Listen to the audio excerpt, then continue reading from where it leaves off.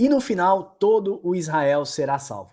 Vamos entender as profecias, tanto na antiga quanto na nova aliança, que apontam para a salvação e a plenitude do povo de Deus. Quem é o povo de Deus? Quem é essa plenitude? A que se refere essas profecias? Porque muitas profecias têm um cunho espiritual. Vem com a gente que o estudo hoje está incrível, tenho certeza que vai edificar a sua vida.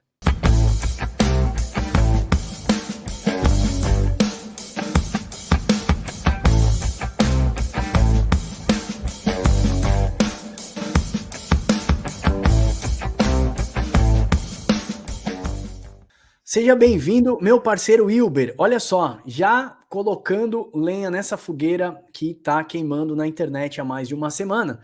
Jeremias 29:14, por exemplo, vai dizer assim, ó: "E serei achado por vós, diz o Senhor, e farei mudar a vossa sorte, vos congregarei de todas as nações, de todos os lugares, para onde eu vos lancei, diz o Senhor, e tornarei a trazê-los de volta ao seu mesmo lugar." Então tem uma promessa aí, Uber, de restabelecer o povo judeu no seu mesmo lugar. Ó. Ezequiel: "Assim diz o Senhor, eu tomarei os filhos de Israel dentre todas as nações para onde foram, e congregarei os lados, introduzirei na sua terra." Ou seja, Jeremias falou, Ezequiel falou, olha Isaías também, ó: "E o teu povo serão todos justos para sempre, herdarão a terra, serão renovos por mim, plantados, obras das minhas mãos, para que eu seja glorificado." Amós 9 vai dizer a mesma coisa, 9:14: "E trarei do cativeiro todo o meu povo de Israel, e eles reedificarão as suas casas assoladas, e nela eles vão habitar. Plantarão vinhas, beberão seu vinho, e farão pomares."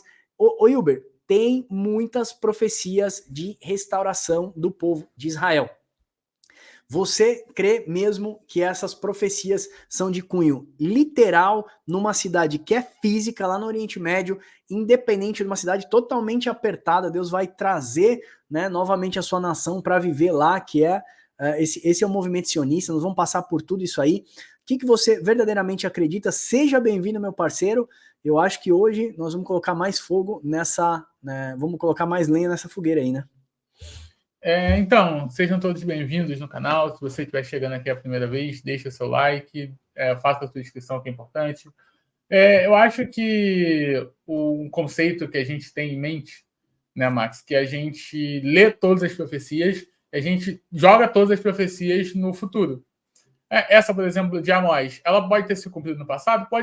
Pode ter sido ali quando o Nabucodonosor levou o povo para a Babilônia, depois Deus livrou o povo da Babilônia e restaurou ele em Israel de novo. Então pode ser uma profecia desse tempo também. Não necessariamente a gente precisa lançar tudo para o futuro.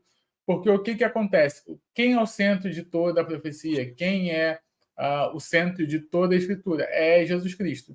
Então, ou as coisas vão ter se cumprido ali, uma parte delas no período antes de Cristo, e vai cumprir a plenitude em Cristo. Mas a gente sempre tem a tendência de tentar lançar essa coisa, a profecia, no futuro ainda muito distante, dentro de uma rede de especulação.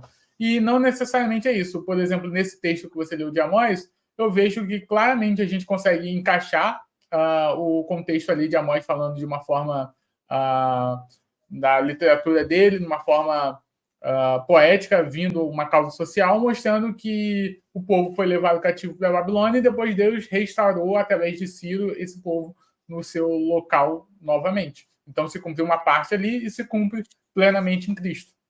Verdade. Irmãos, primeiro, nós respeitamos você. Se você acredita que Deus vai trazer o povo judeu para morar na Jerusalém, que está lá no Oriente Médio, nós não acreditamos assim, mas nós podemos respeitar a sua visão. Por que a gente está fazendo esse vídeo aqui? Porque, de novo, nós precisamos fundamentar aquilo que nós falamos no último vídeo. Então, nós queremos mostrar para vocês que essas promessas de Deus, elas já se cumpriram e elas estão se cumprindo, mas ela tem um cunho espiritual. Então, assim, ó, eu respeito a sua visão, ok? Alguns comentários que vieram lá dizendo que a gente espiritualiza tudo, pega aí, ó, Hebreus 7:12. "Pois quando se muda o sacerdócio, necessariamente há também uma mudança de lei. Ou seja, não somos sacerdotes de um templo de pedra, nós não sacrificamos animais ao Senhor, nós não queimamos mais incenso no templo. Hoje nós somos sacerdotes da nova aliança, da qual o templo é o nosso corpo." ok? Nós somos um sacerdote e nós não sacrificamos mais animais, sacrificamos a nossa carne. Nós não queimamos mais incenso, mas nós oferecemos as nossas orações. Nós não despejamos mais ofertas de libação líquida, mas nós oferecemos os nossos choros. Nós temos um sacerdócio hoje, portanto, que é espiritual. Os nossos sacrifícios são espirituais. Nós estamos habitando dentro de um corpo, mas o nosso ser, aquilo que nós somos, que define quem somos, é um espírito, né? É um espírito. Somos um espírito, nosso Pai é um espírito. Paulo fala para você oferecer sacrifícios espirituais agradáveis ao Senhor. O nosso sacerdócio é espiritual, né? O templo que nós oferecemos sacrifícios a Deus não é o templo mais do Oriente Médio, é o nosso hoje. A nossa Jerusalém não é mais que está no Oriente Médio. Aquela Jerusalém, ela já se cumpriu tudo, 70 depois de Cristo, então foi destruída pelo general Tito, e novamente os homens construíram lá o templo. Então não é mais sobre isso. Paulo fala em Gálatas 4 das duas Jerusalém, a de baixo e a de cima. Ele fala que a de baixo, ela não pode hoje gerar filhos para a liberdade, somente filhos para a escravidão. E ele compara aquela Jerusalém que está no Oriente Médio com a descendência da escrava, né, que é Agar. E ele compara a qual nós que é a nossa mãe, que é a nossa pátria, Jerusalém que é de cima. Se existe a nova Jerusalém que desce do céu, é porque a atual, ela não tem mais as promessas de Deus. Da mesma forma, o povo também é um povo que é espiritual. Nós queremos mostrar isso para vocês. Nós respeitamos as pessoas que pensam diferente. E nós acreditamos que nós somos devedores, tá? De profundas orações e intercessões pelo povo judeu, que está sofrendo hoje lá no Oriente Médio. A despeito de que eles estejam passando uma guerra, a Ucrânia também está passando em guerra. Ore também pela guerra na Ucrânia. Ore também pelos irmãos perseguidos na China comunista, né? No Partido Comunista Chinês, o PCC. Ore também pelos irmãos perseguidos na Índia, que eu vi aqui família sendo dizimada. Eu vejo imagens que chegam pra gente do mundo inteiro, as famílias sendo mortas, assim, de uma forma tão violenta que não dá nem para falar aqui, porque dá problema de direitos no YouTube. Então, orem por toda a igreja perseguida, mas não tenham em mente que o povo judeu possui uma promessa de Abraão, e porque a Bíblia diz, ore pela paz em Jerusalém, você precisa orar para a Jerusalém que é terrestre, para que você seja abençoado. Abençoarei os que te abençoarem e amaldiçoarei os que te amaldiçoarem. Vamos falar sobre esse verso também, Hilber. As pessoas acreditam que a Jerusalém que tem essas promessas é só a Jerusalém que está no Oriente Médio. Confere isso, Hilber, que mudou o sacerdócio. Nós já estamos num sacerdócio que é espiritual também. Sim, mudou o sacerdócio, como você falou, e o próprio Paulo, ele vai falar isso, né, nas suas cartas aos Gálatas, né, que ele vai falar sobre ele mesmo ali, pegando o finalzinho da carta do Gálatas 6, do 14 ao 16, que ele vai falar, enquanto a mim, eu jamais me gloria, a não ser na cruz de Cristo, por qual o mundo foi crucificado para mim e eu para o mundo. Por que ele está falando que eu jamais me glorie? Porque Paulo, ele era um judeu. Ele vai falar, eu circuncidado, 8º dia, hebreu de hebreus, da tribo de Benjamim, mas da mesma forma que ele era a descendência da carne, ou seja, ele era a etnia ali da promessa física de Abraão, da carne de Abraão, ele fala que eu não me glorie em nada disso. E eu tenho que me gloriar no quê? Na cruz de Cristo. E ele continua o verso 15. Porque de nada vale ser circuncidado ou não. Ou seja, essa circuncisão por fora, na carne, de nada vale. Porque o que importa é ser uma nova criação ou uma nova criatura. Então, o que o Paulo está falando? O que você é exteriormente, ou seja, na sua parte física, de nada importa. O que importa é se você vai ser uma nova criatura. E se você for uma nova criatura, isso é válido, porque aí você está fazendo parte do Israel de Deus, que é como ele vai concluir no verso 16. Paz e misericórdia estejam sobre todos, que andam conforme essa regra. Que regra? A regra é de se gloriar somente na cruz de Cristo, não no fator externo, no fator da carne. E também sobre o Israel de Deus. Quem é o Israel de Deus? Todos esses que se gloriam, que estão firmados na cruz de Cristo, não firmados em atitudes externas. Verdade. Irmãos, olha só, tem um verso. Vamos começar aqui primeiro. Qual cidade que Abraão acreditava? Hebreus 11:10. Por que aguardava a cidade que tem fundamentos, da qual Deus é arquiteto? Abraão aguardava a cidade que tem fundamentos, da qual Deus mesmo é quem constrói. 1 Pedro 2,5 vai dizer que nós somos pedras vivas sendo edificada casa de Deus, habitação espiritual. Deus está edificando de nós. Você é uma pedra viva, eu sou uma pedra, o Wilber é uma pedra que Deus vai edificando para construir a sua própria morada. Então essa morada, ela é espiritual, irmãos, ela não é uma cidade de pedra física.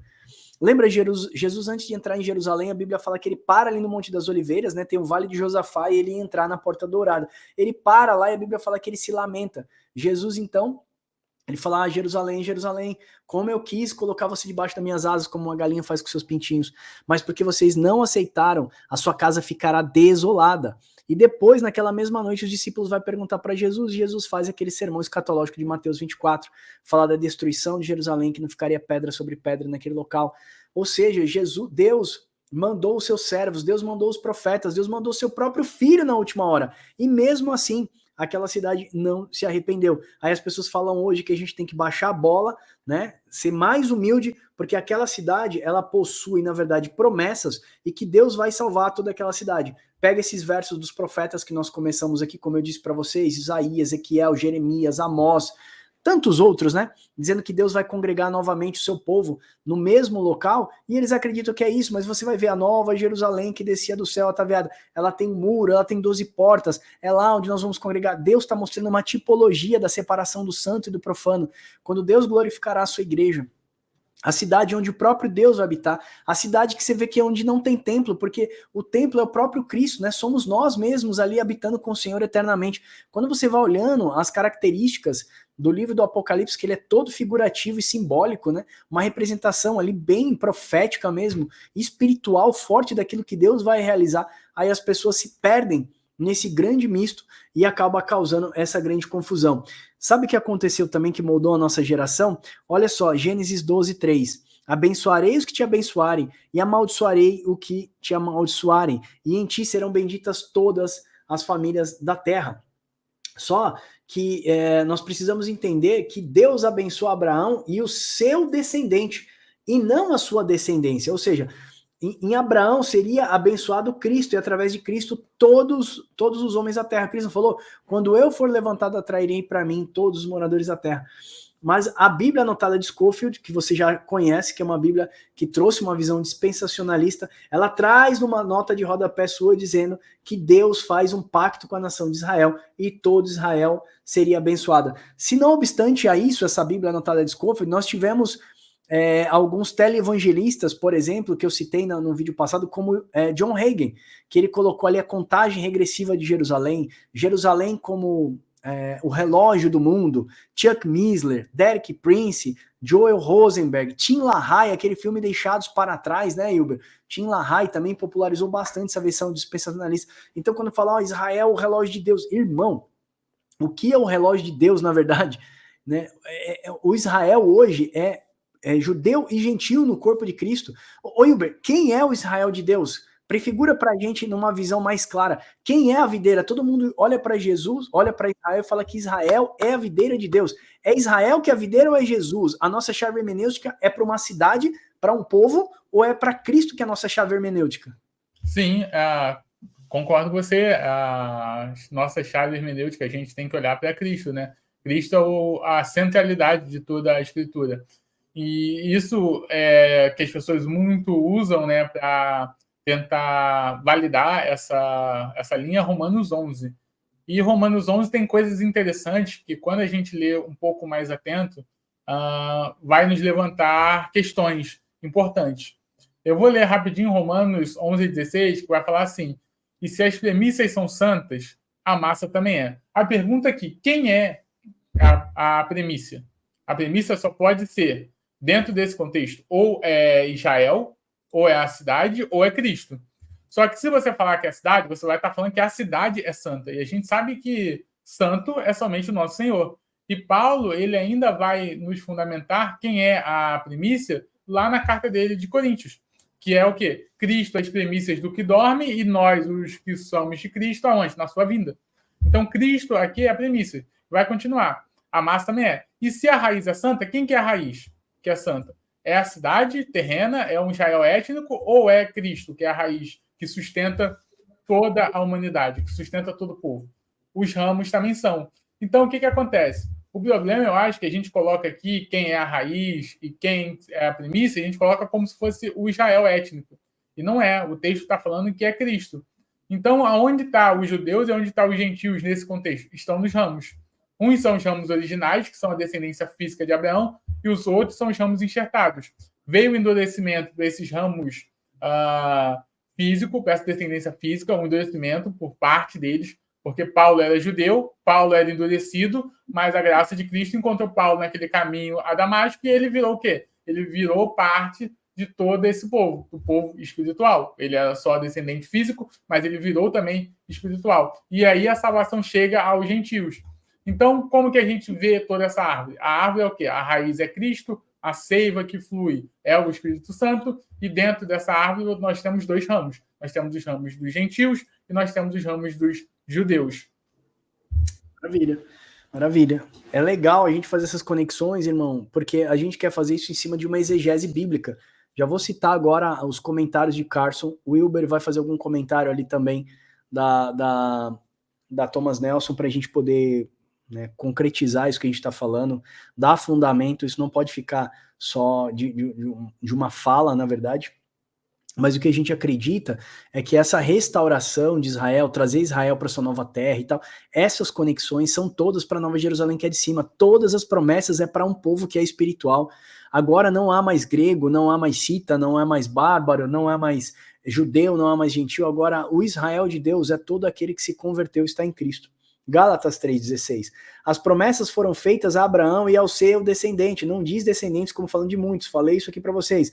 Gálatas 3,29. E se vocês são de Cristo, são também descendentes de Abraão e herdeiros segundo as promessas. Ou seja, se nós então estamos em Cristo, então nós somos descendentes também de Abraão. E quem é o povo de Deus? Quem é o verdadeiro judeu? Não é mais circuncidado na pele ou no prepúcio. É todo aquele que é circuncidado no coração. Eu dei o verso para vocês no vídeo passado. E aí Gálatas 3,27 vai falar assim, ó, porque todos quantos fossem batizados em Cristo, de Cristo vos revestiste. Então nós estamos revestidos de Cristo, somos o Israel de Deus. Então o judeu não é aquele que tem a circuncisão, não é aquele que guarda a Torá, não é aquele que estuda os mandamentos do Senhor, né? Óbvio que Deus vai trazer novamente salvação para o povo judeu, né? Talvez para os remanescentes. Deixa eu até pegar aqui uma citação para a gente trazer, ó. Eu vou pegar aqui, ó, o comentário bíblico de Carson, tá? Porque às vezes a gente fala e o nosso texto pode parecer que não gera autoridade, porque não somos PhD e tal. Mas olha só o que Carson vai falar de Romanos 11 que o Wilber estava lendo. Ao final dessa sessão, precisamente versículo 23, 24, Paulo retorna ao ponto que ele começou, utilizando a imagem da oliveira para dar esperança e salvação para o futuro povo judeu. Embora no presente estejam quebrados, ou seja, o povo judeu está quebrado daquela videira ali que é Cristo, ok? Daquela oliveira que é Cristo. Esses ramos naturais continuarão a compartilhar a santidade da raiz para a qual se originaram. Então, de modo muito mais rápido do que os gentios, que são enxertados contra a natureza, os judeus podem ser enxertados novamente na oliveira de Deus. Mas isso, oliveira de Deus, os judeus. Quem é a oliveira de Deus? Jesus. O Wilber já falou. Nossa chave hermenêutica é sempre Jesus, ok, irmãos? Então vamos lá. Mas isso só pode acontecer se os judeus não permanecerem na incredulidade. Então, o que é pedra de tropeço hoje para os judeus? A incredulidade no Messias. Não tem como, irmãos, eles serem salvos se não forem Cristo. Eu vi vídeos aqui de pastores dando paulada no pessoal, falando para parar com isso, que isso é soberba dos gentios. Não somos soberbos. Começamos esse vídeo e nós vamos terminar falando o seguinte: somos devedores do amor que Deus derramou sobre a nossa vida, somos devedores da graça que Jesus nos alcançou, sendo gentios. Nós precisamos orar pelo povo judeu, para que o véu de Moisés caia dos seus olhos, ok? Mas nós devemos entender o seguinte, ó, mas isso só pode acontecer se o povo judeu não permanecer na incredulidade. Conquanto a salvação final de Israel seja certamente obra de Deus, ela não pode ocorrer sem a resposta da fé que Deus sempre estabeleceu como pré-requisito para desfrutar de suas bênçãos. Ou seja, não dá para eles serem salvos se não for mediante a fé e arrependimento para a salvação e crer no Messias. Simples assim. Tá aqui, ó. Carson, comentário de Carson, Vida Nova, comentário de Carson aos Romanos, página 11, tá bom? Vai falar desde o verso 12 até o 26. página aqui de Carson, 1728, ok? Então nós temos aqui um PhD falando sobre o mesmo tema. Deus vai preservar os seus remanescentes. No meio de uma grande tribulação, Deus tem os remanescentes. No meio da Igreja Católica, Deus tem seus remanescentes. No meio de um monte de gente no Afeganistão, Deus tem os seus remanescentes. Lembra como lá Isaías? Fala, Isaías, levanta daí, né? Tem mais 4.000 profetas aí que não se dobraram a Baal. Deus sempre tem seus remanescentes, né, Hilber? E o povo judeu, Deus também tem seus remanescentes no meio do povo judeu, irmão. Não se turbe o vosso coração. Deus tem uma promessa para o povo judeu? Sim, mas quem é o Israel de Deus que todo Israel será salvo? Não é o povo judeu que está no Oriente Médio. Não vá acreditar, igual a pessoa está falando, que o povo judeu é o povo de Deus. Me mandaram vários vídeos do exército aqui, judeu, orando antes de ir para a guerra. Irmão, se eles não aceitarem a Cristo, eles podem perder a sua salvação, mesmo que em meio de uma guerra. Entendeu? Então aquela Jerusalém foi profetizada por Cristo seria destruída, sabe? Quem popularizou esse movimento sionista foi Theodor Herzl. Ele foi o fundador do movimento sionista. Lendo esses versos dos profetas, né, da Antiga Aliança, ele criou esse movimento sionista e a família Rothschild foi quem ajudou a fundar. Não sei se você sabe, a família Rothschild tinha muita influência no Conselho das Nações Unidas e ajudou a fundar o Estado de Israel em 1948. Foi Oswaldo Aranha, com o voto de Minerva, um brasileiro que fez o último voto lá e conseguiu converter isso em favor dos judeus. Mas não vai colocar que foi Deus quem fundou o Estado de Israel. Pode uma nação nascer em um só dia? Ali está mostrando que na ressurreição de Cristo, Deus salvou tanto o judeu como o gentil. A nação de Israel nasceu na ressurreição de Cristo. Hilber, em 1948, pode uma nação nascer em um só dia? Aquele verso, eu vou caixar ele aqui enquanto você fala. Você acredita que aquele verso era, na verdade, a proclamação da nação de Israel novamente? Ou seja, o Estado de Israel estabelecido, se cumpriu aquela palavra ou tem alguma coisa a ver com a ressurreição de Cristo? Explica pra gente. Está em Isaías, se eu não me engano, 66 ou 65, no finalzinho de Isaías. Não, acho que aquele verso ali você colocar como se fosse a nação de 1948, a gente está colocando um anacronismo muito grande dentro da interpretação bíblica. A gente está com Hilber, ó, pausa aí para você falar, tá? Eu vou ler o verso e você fala em cima, tá? Do que você tá falando. Olha só, pode uma nação nascer em um só dia? Pode se dar à luz. Olha aqui, tá falando da dor de parto. Lembra de Jesus? A mulher do Apocalipse 12, que ela tá para dar parto, tá com dor de parto e o filho varão é arrebatado até o céu quando ele nasce? Lembra disso? Tá falando de Jesus, a chave hermenêutica é Cristo. Isaías também tá dando a chave hermenêutica como Cristo. Olha o que ele tá dizendo. Ou pode dar à luz a um povo num instante, pois Sião ainda estava em trabalho de parto e deu à luz aos seus filhos. Explica isso pra gente, Hilber. Então, o que a gente pode ver aí? Se a gente colocar essa hermenêutica em uma nação contemporânea, tá totalmente errado, né? Tá falando de um povo, tá falando o quê? Que antes de vir a dor de parto já nasceu a nação, já nasceu um povo. Então, ele está referindo aí a algo muito mais complexo. Eu acho que a gente olhar o nosso dia e falar, é a nação de 1948, eu acho que a gente está causando um anacronismo na passagem. O que é um anacronismo? A gente está pegando o pensamento moderno e atribuindo para Isaías como se Isaías estivesse escrevendo no nosso mundo, no nosso tempo. E não era isso. Ele tinha ali um contexto específico. A gente vê também que no próprio capítulo de Isaías fala que vai ter um sinal, que é o sinal o quê? A jovem ou a virgem, dependendo da tradução que você está lendo, vai dar o sinal, vai ter um filho, e a gente percebe que essa profecia ela é reinterpretada lá em Cristo, no nascimento de Cristo, nascimento virginal.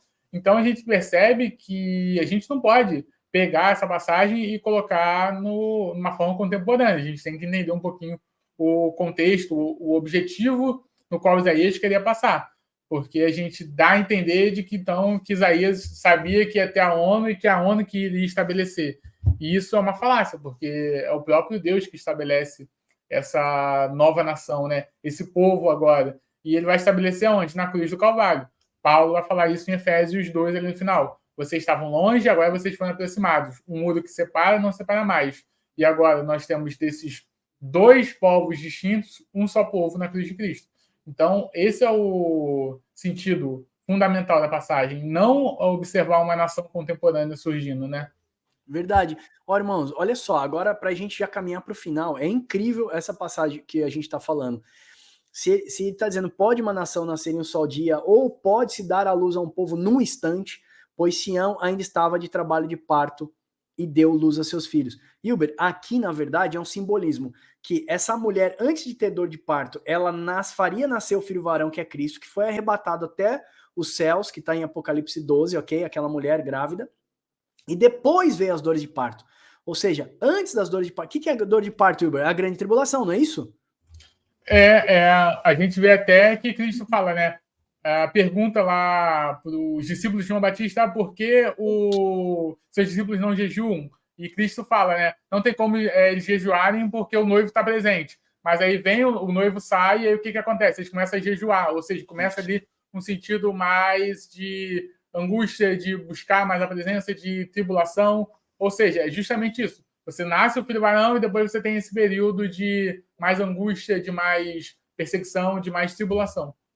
Verdade. Então, entende isso, irmão. Se você ler Apocalipse 12, você vai ver uma mulher grávida, prestes para dar luz. O dragão vai se colocar na frente dela para comer a criança. Quando a criança nasce, o filho varão é arrebatado até o céu. Eu não vou contar toda a história aqui, você vai lá ler em Apocalipse 12.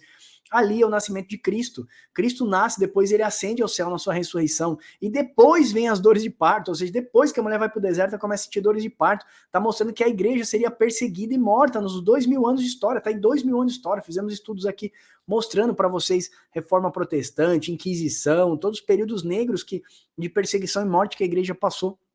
Então, Isaías 66 não está mostrando que em 1948 Israel seria estabelecido novamente, como tem pastor com 3 milhões de seguidores aí no YouTube falando isso. Não é isso, meus irmãos. Está mostrando ali, na verdade, que pode uma nação nascer em só dia, judeus e gentios no corpo de Cristo estariam sendo unidos novamente. Aí eu quero compartilhar aqui com vocês, para a gente já ir terminando, olha só. Cedo de manhã, ao voltar para a cidade, Jesus teve fome. Vendo uma figueira à beira do caminho, aproximou-se dela e, tendo achado senão folhas, disse-lhe: nunca mais nasça fruto em ti. E a figueira secou imediatamente. Jesus já tinha passado por algumas vezes e aquela figueira não estava dando frutos. A Bíblia vai falar que Jesus amaldiçoou aquela figueira. Pega a figueira como símbolo literal de Israel e você vai entender que ela não deu frutos. Isso no verso 18. Vai um pouquinho para frente, verso 23. Os fariseus começam a questionar a autoridade de Jesus. Vai mais um pouquinho para frente, e aí nós vamos chegar na parábola dos lavradores maus. Jesus vai mostrar para eles, espera aí, vou mostrar uma parábola para vocês. Atentai aqui em outra parábola. Havia um homem, dono de casa, que plantou uma vinha, cercou-se a bem, construiu nela um lugar, tá mostrando Israel, tá mostrando o povo de Deus, Jerusalém. Deus é que plantou essa vinha, cercou ela. Lembra, como os montes em volta de Jerusalém, assim é o Senhor em torno do seu povo, tá lá em Salmos. Vai mostrar que Deus cercou-se ela e arrendou a uns lavradores, ou seja, deu para os homens da terra lá, o povo de Israel. Falou, agora cuida aí, hein, de Jerusalém, tudo, trouxe vocês para cá. Olha, Jesus continua. Depois se ausentou do seu país, ao tempo da colheita enviou seus servos lavradores para receber os frutos que trocavam. E os lavradores, agarrando os servos, espancaram e mataram. E a outra apedrejaram. Enviou ainda mais servos em número e também trataram da mesma sorte. Ou seja, Deus estava mandando os seus servos, estava mandando os profetas para o povo se arrepender e eles estavam matando. E Jesus está contando isso na parábola da vinha. E por último, enviou o seu próprio filho. Ó, nos últimos dias nos falou pelo seu filho. E ele disse, ó, meu filho vão respeitar. Esse aí vão respeitar. Mas os lavradores, vendo o filho, disseram, vamos trazê-lo para fora da vinha e vamos o matá-lo. E eles levaram para fora da vinha e o mataram. Quando, pois, vier o senhor da vinha, que fará aqueles lavradores? Jesus pergunta para os judeus. O que o senhor da vinha fará com esses que mataram até o filho do dono da vinha? Responderam, fará aparecer horrivelmente esses malvados e arrancará a vinha desses lavradores e remeterão os seus frutos no tempo devido. Perguntou Jesus, nunca lestes nas escrituras a pedra que os construtores rejeitaram, essa vez torna a pedra angular? É muito grande. Eu vou resumir para vocês. Jesus falou assim, olha, Deus fez essa vinha são vocês. Deus arrendou essa vinha para vocês cuidarem da terra, para vocês darem fruto, mas vocês rejeitaram dar fruto. Né? Vocês não levaram fruto para as nações. E nos últimos dias mandou seu próprio filho. E a esse vocês querem matar, que era Jesus, que eles queriam matar. E aí Jesus disse assim, pois eu digo uma coisa para vocês. Olha só, aqui no finalzinho. Jesus diz o seguinte, ó, portanto vos digo que o reino do Senhor vos será tirado e será entregue a um povo que produza respectivos frutos. Jesus está dizendo que seria tirado o reino de Deus na mão deles, entregue para outra nação. Que nação é essa? Os gentios. E aí os gentios levariam frutos até os confins da terra. O evangelho chegou até os confins da terra. O evangelho expandiu por todos os países do mundo. Por conta de quê? Não foram o povo judeu que levou, meus irmãos. Foram judeus e gentios no corpo de Cristo. Agora não é mais o Israel de Deus. O Israel de Deus não é mais o povo judeu, é o Israel de Deus. O Israel de Deus é judeus e gentios no corpo de Cristo. Enquanto o Wilber termina só essa explicação, eu já vou mostrar aqui um verso que mostra que o Israel de Deus é judeus e gentios no corpo de Cristo. Pode falar, Wilber. Então, a gente percebe, né, dentro do cronograma histórico, a gente, de fato, algum está falando que judeu não pode, o Israel étnico não pode alcançar a salvação, de modo nenhum a gente está falando isso, ou que eu já vi também alguns no outro extremo, né, fechando, falando que a porta da graça fechou, então os judeus já não conseguem mais chegar a Cristo, e não é isso. O que acontece é o seguinte, eles necessitam agora passar na plenitude dos tempos. A plenitude dos tempos é o quê? É Cristo. O Filho foi revelado na plenitude dos tempos. E agora a salvação se dá na fé no Filho de Deus, que é Jesus Cristo. Os judeus, eles podem e eles sim são aptos a estar dentro dessa promessa. Basta eles o quê? Crerem em Jesus Cristo. Então é muito simples. Se você não crê em Jesus Cristo, você pode ser alemão, africano, indiano, venezuelano, argentino, brasileiro. Se você não crê no Filho de Deus, não importa qual seja a sua etnia, você não faz parte do Israel de Deus. Então, uma condição para fazer parte do Israel de Deus é a crença no Filho de Deus, a crença em Jesus Cristo. Os judeus que creem em Jesus Cristo, eles fazem parte do povo de Deus. Os judeus que não creem no povo de Cristo não fazem parte do povo de Deus. Os gentios que creem no povo de Cristo, que creem no sacrifício de Cristo, faz parte do povo de Deus. Os gentios que não creem no sacrifício de Cristo não faz parte do povo de Deus. Então é bem simples essa analogia. Então Israel ele serviu como período transitório, dele vem o Messias e após vir o Messias, todas as nações agora se congregam a ele. Verdade. O que o Wilber falou é sobre etnia, sobre carne ou sangue. 1 Coríntios 15, 50 fala isso. Isso vos afirma, irmãos, que carne ou sangue não podem herdar o reino de Deus. Não pode. Isso é corruptível. Ou seja, Deus estabeleceu um fundamento, é o arrependimento e a fé por meio de Cristo, para que sejam apagados os vossos pecados. Então, carne ou sangue, se você falar para mim que o povo judeu está recebendo, vai ser salvo, pode ser salvo, como eu li aqui Carson falando, mediante o arrependimento. Deus colocou um fundamento para isso. Por isso que eu falei, nós somos devedores do amor de Deus, o amor que nos alcançou. Precisamos orar, nós devemos amor e respeito ao povo judeu, mas também merecemos, somos devedores também de amor e respeito do povo que está lá, como é que é? Rússia e Ucrânia, a Índia, a perseguição na China, janela 1040, a todos, irmãos, a todos. Ok? Vamos lá, Romanos 2,28, porque não é judeu quem é apenas exteriormente, nem a circuncisão que é na carne, porém judeu é aquele que é interiormente e circuncisão aquela que é do coração, no espírito, não segundo a letra, que está falando a letra de Moisés, ok? Mas cujo louvor não procede dos homens. Deuteronômio 10,16, Deus está falando na antiga aliança ainda, ó, circuncidem, pois, o vosso coração, e não endureceis a vossa servir. Então, irmão, é sobre circuncidar o coração para receber a Cristo, não é referente mais a uma descendência, ok? Bom, aí tem uma chuva de versos aqui, eu não queria mais me alongar, porque eu queria fazer um vídeo mais curto. Irmãos, nós precisamos dizer isso para vocês, ok?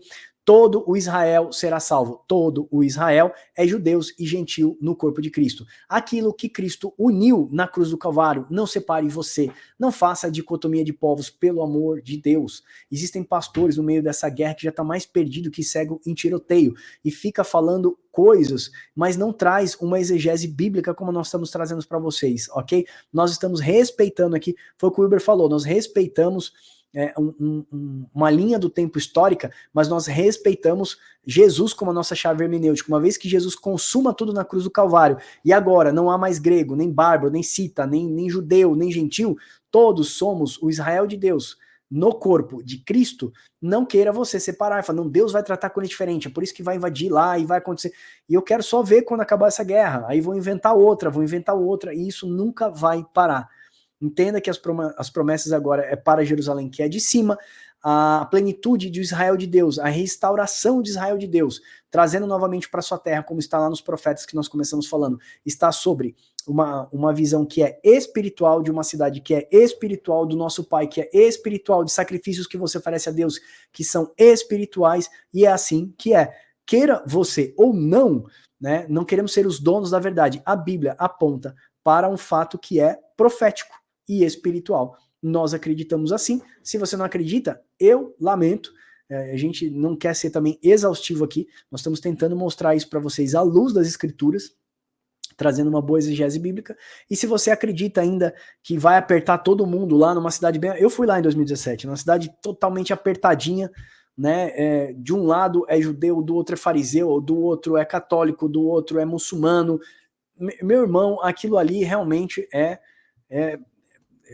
a expressão mais correta seria dizer que é uma grande Babilônia, porque é uma confusão de idiomas, línguas, interesses e religiões, tá? Mas aquilo ali serve pra gente como um local bíblico, assim, geográfico, pra gente entender como funcionou naquela época. Mas não está mais sobre aquilo. Todas as promessas foram cumpridas ali, foi tudo realizado em Cristo, as promessas e o propósito de Deus na antiga aliança já foi consumado em Cristo, agora nós temos uma nova meta, e o objetivo agora é alcançar todas as nações para conectar homens de todos os povos, línguas, nações e etnias a uma Jerusalém que é de cima. Simplesmente assim. Nos perdoe se a gente magoou alguém aqui pela nossa fala. Às vezes a gente quer ser mais incisivo, né? Explicar. Tem chuva de versos aqui ainda para a gente citar. Eu vou pular tudo isso. Vou deixar que isso fale melhor no seu coração. O objetivo é isso. Novamente, eu vos congregarei, né, para a vossa terra, para o vosso lugar, né? Eu juntarei vocês novamente no seu próprio lugar, para a sua própria habitação. Essas promessas fazem referência, na verdade, para Jerusalém, que é de cima, como Paulo fala, que é a nossa habitação eterna. Amém? Ó, se você gostou do nosso conteúdo, ou você já nos conhece, quiser nos abençoar, lembre-se que você pode adquirir as nossas revistas de estudo bíblico, tá? É a primeira revista que você não lê, você assiste, porque tem QR Code, você vai ver os mapas lá, direitinho as ilustrações, e você vai poder ser edificado. Então escaneia o QR Code, tem mais 50 estudos nessa última revista que saiu. Tem alguma aí, Wilber, pertinho de você? Eu tô sem nenhuma aqui perto. Olha lá, o Wilber tem, porque o Wilber é um cara mais organizado, apesar que tem ali atrás, eu acabei de ver. Aí, ó, essa é a revista número 3, tem a revista número 2, a revista número 1, edifique-se, você também compre e dê de presente para alguém, você está ajudando o nosso ministério. Ninguém aqui fica rico com isso, nós usamos o dinheiro para a gente fazer marketing e manter as nossas plataformas de teologia gratuita para abençoar as vidas das pessoas aí, amém? Eu espero que esse vídeo tenha te abençoado e aguardo você no próximo. Deus abençoe você e até o próximo Papo com Deus.